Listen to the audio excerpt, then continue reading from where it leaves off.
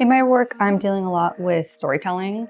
A lot of my work deals with asking people to consider the body through these secondary or intermediate objects, simultaneous presence and absence of the body, and what stories are encoded on our physical selves. A lot of the craft techniques that I use in my work are direct references to Mexican traditional craftsmanship and to things that I grew up with in households. There are a number of layers of languages that exist in my work because I am really invested in these secret languages that are developed out of necessity or out of safety or out of preservation.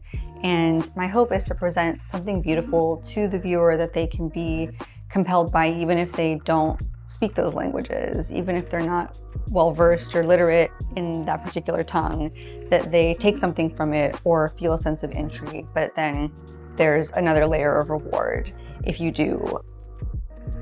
I have a printmaking background, so from printmaking as a reductive form of mark making to tattooing as working with skin, leather tooling was a really natural extension of that. It kind of marries those two ways of working and ways of drawing, but it's also ultimately drawing on skin in a different way.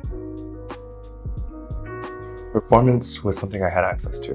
It's something that everybody has access to. It was something that I could just start doing and get an immediate response from my own body, from the bodies of my audience.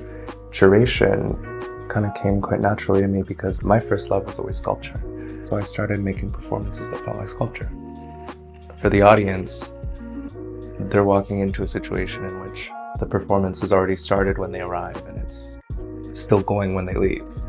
They don't really have the option to see it as a linear piece, right? Like it becomes somehow circular or cyclical. I want time to move differently when somebody walks into one of my installations.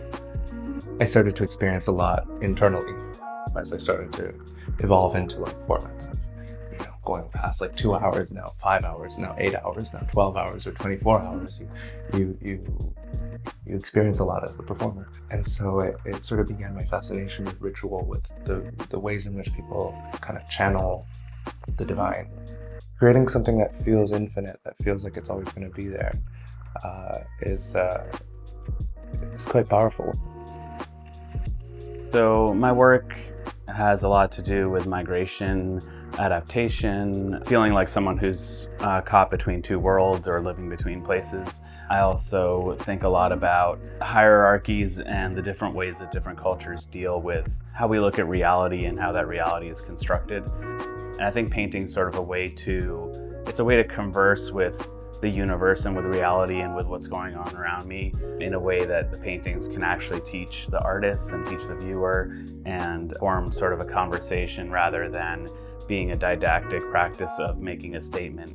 It's really nice to be somewhere where there's a more diverse set of people and cultures sort of interacting in one city and one space. My work often deals with how globalized the world has become and how immediate our access is to different stories and histories and cultures, and being in a place where that's around in the general environment is also really lovely, and just the color and storytelling of that is very inspirational while I'm making work.